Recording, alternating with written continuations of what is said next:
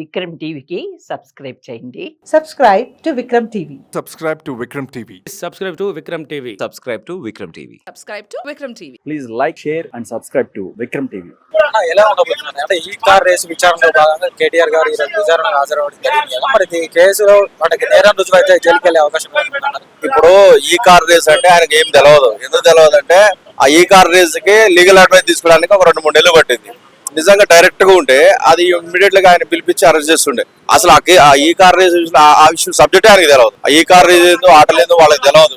ఈ car race ఏంటంటే మన తెలంగాణ బ్రాండ్, మన హైదరాబాద్ బ్రాండ్ ప్రపంచాలకి దృష్టి మొత్తం ఇక్కడ పెట్టాలి, పెట్టుబడులు పెట్టాలా, ప్రపంచం చూపు మొత్తం మన హైదరాబాద్ మీద పడాలా, తెలంగాణ గడ్డ మీద పడాలా, తెలంగాణ డెవలప్ కావాలా అని చేసి మనం 70 ఏళ్ళు ఆగసాగమైంది. మనం ఇప్పుడు ఆ పెట్టుబడులన్నీ మనకు రావాలని చెప్పేసి అదొక చిన్న అది దానికి ఇప్పుడు ఈయన రేవంత్ రెడ్డి గారు వచ్చిన తర్వాత ఏమైంది, ఆయన స్కీమ్స్ ఏదైతే పెట్టిండో అన్ని ఒక్కటి కూడా అమలు కాదు. ఎవరికైనా 4000 వస్తున్నాయా, టయానికి రైతు బంధు వస్తుందా, ఎవరైనా ఒడ్లు కొంటుండా, ఏ కాలంలో నీళ్లు వస్తున్నాయా, దేనికైనా సరే దేనికి అడ్మినిస్ట్రేషన్ లేదు, రెవెన్యూ లేదు, రిజిస్ట్రేషన్ అయితే మొత్తం పడిపోయింది. నేను మా ఫ్రెండ్ కి ఫోన్ చేసిన, కాంగ్రెస్ ఆయనకి ఫోన్ చేస్తే రియల్ ఎస్టేట్ బాగాలేదు. అప్పుడు 70-100 కోట్లు ఉంటే కేసీఆర్ ఉన్నప్పుడు, ఇప్పుడు 20 కోట్ల కూడా గతిలేదురా. ఇప్పుడు రియల్ ఎస్టేట్ జోలికి పోకు, ఆ పనులు నువ్వు చేయకు, ఇప్పుడు అంత అటువంటి ఏం పెట్టుకోకని మాకు చెప్పింది.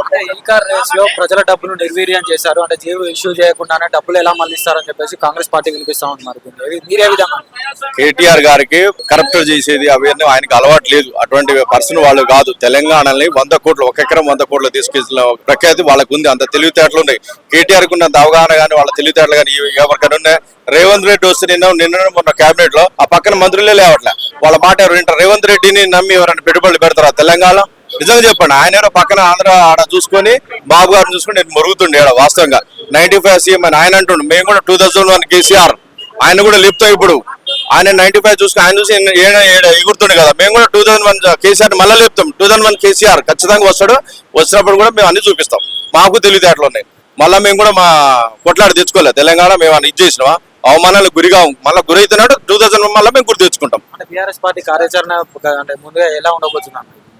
ఆయన ఎంత ఇబ్బంది పెట్టి ఎన్ని అక్రమ కేసులు పెట్టినా మాకు అంతలంతలుగా సీట్లు పెరుగుతాయి. 119 ఉన్నాయా, 119 ఖచ్చితంగా వస్తాయి. ఇది ప్రజల్లో ఉంది. మాతో కూడా చాలా మంది మాట్లాడారు, అబ్బాయి మొత్తం పోయింది, అబ్బాయి అనవసరంగా చేసిన పొరపాటు పడ్డ అన్ని పచ్చి కాంగ్రెస్ కార్యకర్తలు, పచ్చి ఓటర్లు కూడా మాతో చెప్తున్నారు అనవసరంగా అడ్మినిస్ట్రేషన్ అనేది పూర్తి ఫెయిల్ అన్న.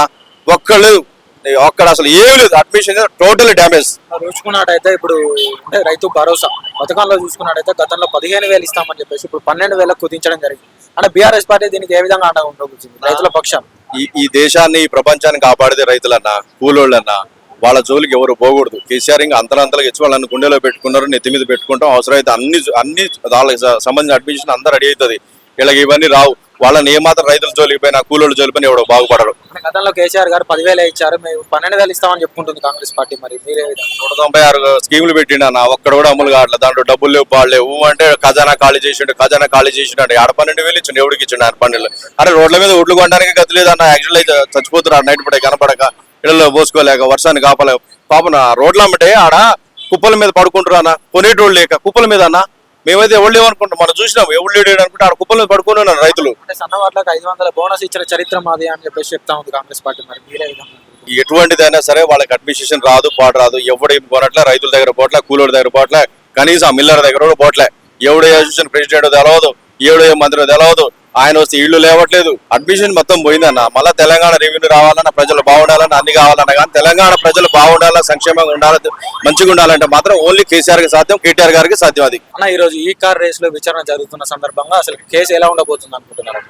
కేసే లేనప్పుడు కేసు ఎడికెళ్ళి ఉంటది. దొంగ కేసులు పెడుతుండ్రు రేవంత్ రెడ్డి. అది అందరికి కనబడుతూనే ఉంది. తెలంగాణ ప్రజలు గమనిస్తూనే ఉన్నారు. ఈయననే పెద్ద దొంగ. దొంగలకే గజ దొంగ రేవంత్ రెడ్డి.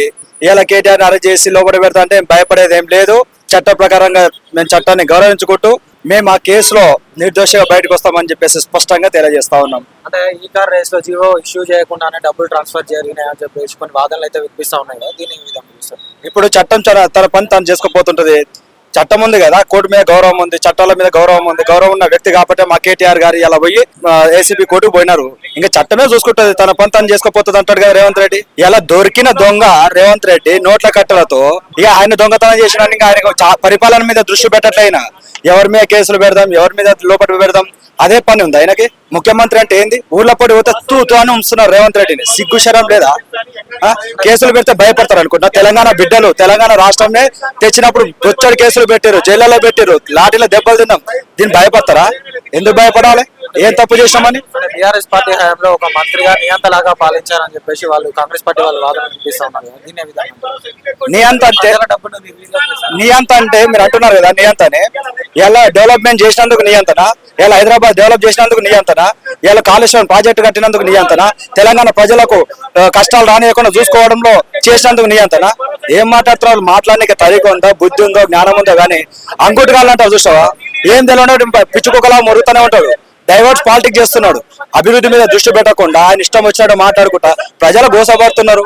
ప్రజల బాధలు తెలుస్తలేవా? ఎలా పింఛన్లు ఇస్తున్నావా? రైతు బంధు ఇస్తున్నావా? రైతు బీమా ఇస్తున్నావా? ఇలా పేద విద్యార్థులు చచ్చిపోతా ఉంటే వాళ్ళ మీద కనీసం సోయి కూడా లేదు. వాళ్ళని పట్టించుకుంటున్నావా?